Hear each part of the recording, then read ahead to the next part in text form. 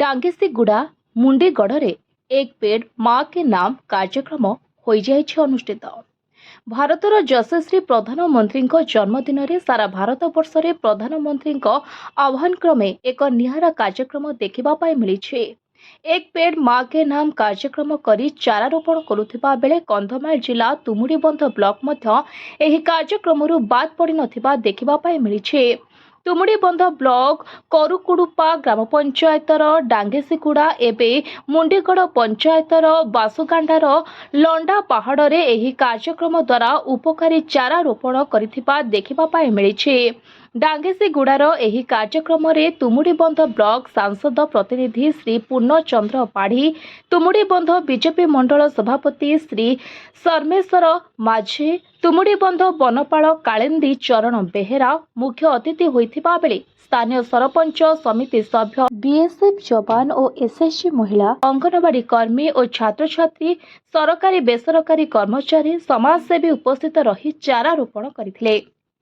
सेहीपरि मुंडीगढ़ ग्राम पंचायतर बसुगांडारे तुमुडीबंध block अध्यक्ष श्रीमती बासंती माझी, तुमुडीबंध block जिला परिषद श्री नवीन पात्र मुख्य अतिथि होइतिबा बेले स्थानीय शिक्षक और बुद्धिजीवी चारा रोपण करिथिबा देखिबा मिली। एही कार्यक्रम द्वारा एक सबुज सुंदर बनानी गठन करुथिबा देखिबा मिली।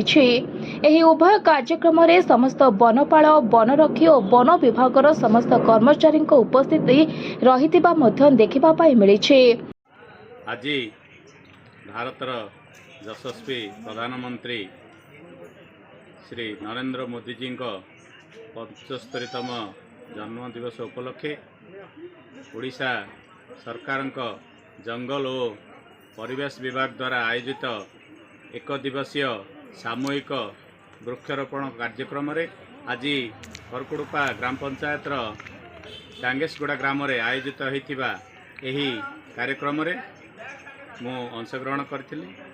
एथिरे तुमुडीबंध बनखंडर रेंज ऑफिसर एवं 3 गोटी फॉरेस्ट बीट्र फॉरेस्टर एवं वन कर्मचारी ता सहित मोर भाजपा दलर किछि कार्यकर्ता एवं डांगेसीगुड़ा ग्रामर माँ माने एथे जोग देइथिले एवं सीआरपीएफ जवान माने मध्य एथे जोग देइथिले। ए कार्यक्रम टी बहुत सुंदर लागिथिला। आउ परिवेश संतुलित हेबा पाई बोली माँ पाई गछटिए ये जो विशेष कार्यक्रम एथिरे समस्ते बहुत खुशीर सह भाग नहीं। यह आम ओडिशा जनसाधारण को गोटे भल वार्ता जीव। आज सारा ओडिशा रे एककालीन 75 लाख वृक्षारोपण करा जाउछि। तेणु यह कार्यक्रम बहुत सुंदर भाव अधिकारी तुमुडीबंध वनांचल आज हूँ प्रधानमंत्री जन्मदिन 75तम जन्मदिन। से उपलक्षे प्रधानमंत्री आह्वान क्रमे आज आम सौभाग्य अर्जन करिसेंती।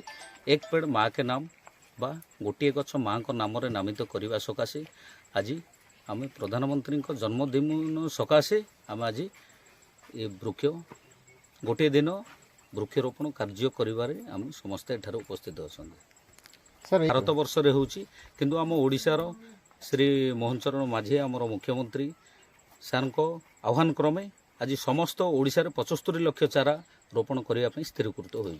सर आपनकर बनखंड रे आउ कोठी कोठी आपनकर प्रोग्राम चली? आम बनखंड रे 7टी वनांचल समस्त वनांचल रहउछि। आम वनांचल रे सकाळ गोटे कार्यक्रम सरला। वर्तमान आमर बासुगंडा रे वर्तमान वृक्षरोपण कार्यक्रम सरला। देखंतु आज जो मान्यवर ओडिशा सरकार मोहन माझी निर्देश क्रमे आज तुमुडीबंध वनांचल अधिकारी महोदय माने आमको अतिथि रूपे बासुगंडा ग्राम रे डाकी किंतु एठी जो नूतन जंगल सृष्टि करा जाइछि बा करा भी होउछि वर्तमान भी सेठी माँ का नाम से एक पेड़ बा माँ पाई गछटिए एई कार्यक्रम चली। से आम कार्यक्रम रे जोग देइथिलु एवं समस्त जो ये बासुगांडा VSS कमिटी रो आदिवासी परिवार रो माँ भौणी एवं समस्त लोक ये उपस्थित रही आज आम वृक्षरोपण कार्यक्रम समापन करिछु। ଧନ୍ୟବାଦ। କନ୍ଧମାଳ ଜିଲ୍ଲା ବାଲିଗୁଡାରୁ ରୋହନ କୁମାର ନନ୍ଦଙ୍କ report, voice of Odisha live.